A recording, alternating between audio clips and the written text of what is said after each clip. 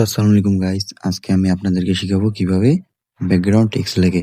তো প্রথমে ছবি বা ভিডিও যার যেটা আছে আপনার সেটা নিয়ে নেবেন। আমার ছবি আছে তাই আমি ছবি নিয়েছি। ছবি নেওয়ার পর এটাকে আমি করে নেব 10 সেকেন্ড করার পর ওয়াটারমার্কটা ডিলিট করে দিব। তারপরে এখান থেকে একটা টেক্সট লিখে নিব। আপনার যার যেটা ইচ্ছা আপনার তা লিখে নেবেন। আমি আমার আইডি নামটা লিখে নিচ্ছি।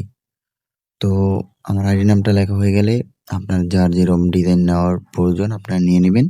তো আমি আমার মন মতো একটি ডিজাইন নিয়ে নিচ্ছি।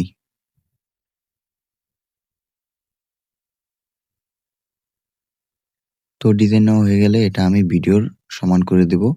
ভিডিও সমান করে দেওয়ার পর আমার এই ভিডিওটিকে বা ছবিটিকে এটাকে করে নিব ডুপ্লিকেট। তো ডুপ্লিকেট করা হয়ে গেলে তারপর এটাকে করে নিব ওভারলে।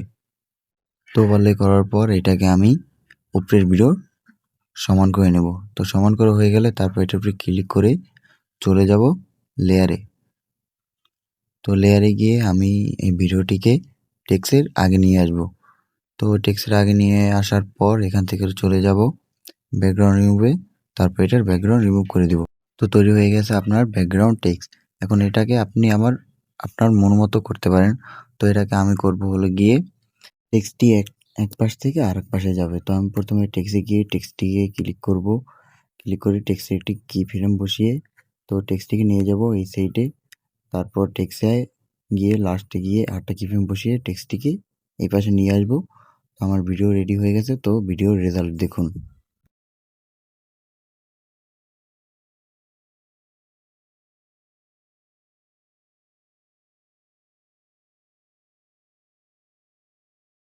এইরকম আরও এডিটিং ভিডিও পাওয়ার জন্য লাইক এবং সাবস্ক্রাইব করে রাখুন। আশা করি আপনাদের সবার কাছে ভিডিওটি ভালো লেগেছে। তো দেখা হবে নেক্সট ভিডিওতে। সবাই ভালো থাকবেন, সুস্থ থাকবেন।